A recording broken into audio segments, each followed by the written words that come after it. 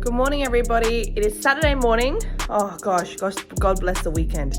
So I'm actually in the middle of moving at the moment, so there's literally stuff like everywhere. Obviously, there's been changes to the student visa rules, so I'm gonna go through that today and also see a day in my life on the weekend. I mean, isn't moving just such a pain? Let me show you this. My view, this is where I've been living for the last, I think, year and a half now. So this is Geelong, this is Corio Bay, and I believe Port Phillip Bay is over there. So that's the view that you guys see in the morning. So that's the view that you guys see in my videos and my TikToks. I love this apartment. I have to show you guys a tour at some point. Anyway.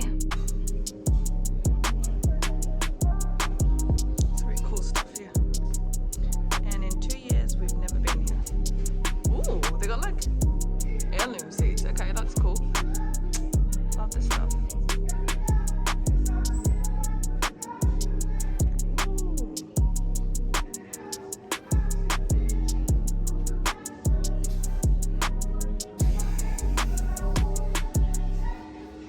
That's cool. Ooh, what's this? Gin cup. Gin mayo. What?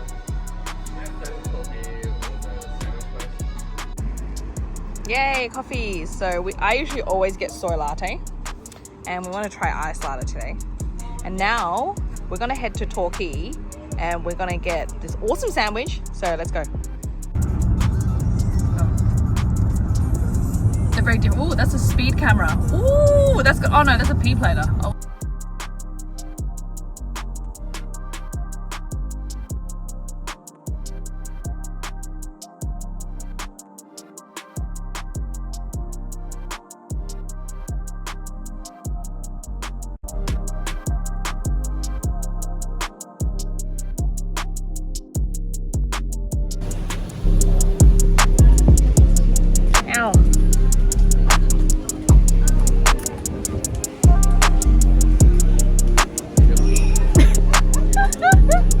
Hello. Oh, look at these vibey places. I like it. Ooh, look at that.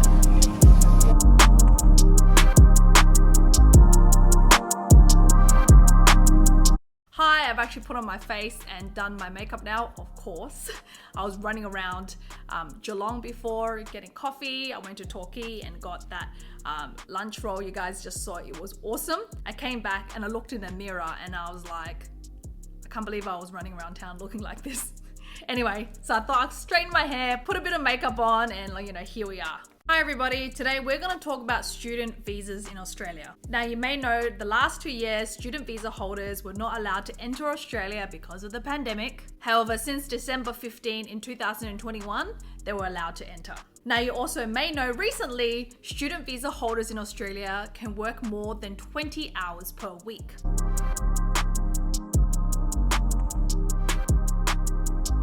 Previously, you may know that student visa holders were constrained to working only 40 hours per fortnight. However, because there's a huge skill shortage right across Australia right now, the government has actually lifted that, and now student visa holders can work more than 20 hours per week. And that's great news for Australian student visa holders.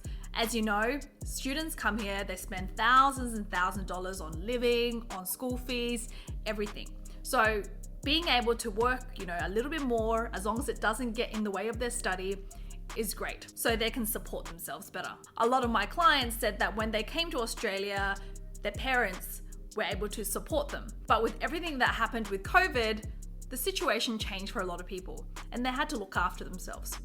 So this is going to be awesome for a lot of people. So let's talk about how you can actually get a student visa grant in Australia. Now, it may sound easy. I'm just going there to study. However, it's actually a lot harder than you think. It's because the Australian student visa is for a certain purpose. It's to come here to study. You have to be a genuine student. You're coming here to learn and then go home to your home country. That's the idea behind it. Now, the great thing about the Australian student visa is that if you do study the right courses to meet the requirements, you are eligible for a 2-year work visa once you finish studying in Australia. Now, recently that has also changed for people who have studied a master's by coursework. If you study a master's by coursework, you're eligible for a 3-year post-study work visa. I will go through how to get a 485 visa in another separate video. To start studying in Australia, you need a couple of things to get started. First of all, you need to reach out to the educational institution you want to study at. You will get a letter of acceptance and then a certificate of enrolment. Those are the two main things you need to lodge a student visa in Australia. Depending on your course, there is different requirements. So for example, if you're studying a master's in Australia, you need to have completed a bachelor previously. Or for example, if you want to study a course such as nursing in Australia, you need to meet a certain English requirement. So that English requirement is 7 in each band for IELTS. So once you've met the minimum requirements for your course, you need to lodge an Australian student visa. There are a couple of requirements. You must have a valid certificate of enrolment, which is what we spoke about before. You enter that code into your student visa application. From my experience, there are a few things that the department look really closely at. So let's talk about what those are. The first would be that you're a genuine student. So as I spoke about before, you're here to study. You want to study in Australia. You want to learn in Australia and experience the life here. So for example, if you're studying a Bachelor of Information Systems in Australia, you're usually required to write a genuine temporary entrance statement. We call it a GTE statement. Some people call it a SOP, a statement of purpose. You have to explain why you want to come to Australia to study and why you want to study that exact course. I have some clients who really research the course, they understand all the subjects, and it is what they want to study. And we write about that in the genuine temporary entrance statement.